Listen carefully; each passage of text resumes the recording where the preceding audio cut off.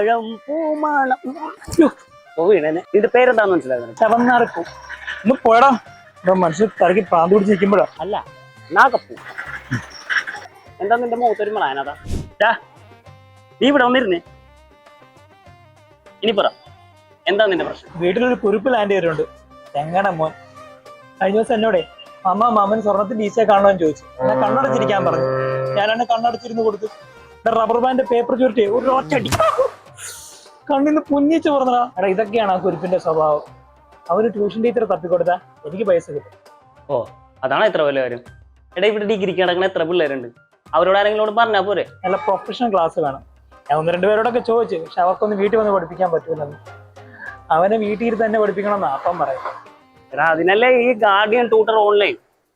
അവരുടെ ഓൺലൈൻ ക്ലാസ്സിൽ ചേർത്താൽ മതി. ഓൺലൈൻ ക്ലാസ്സാ? ഇതൊക്കെ ശരിയാവോടെ?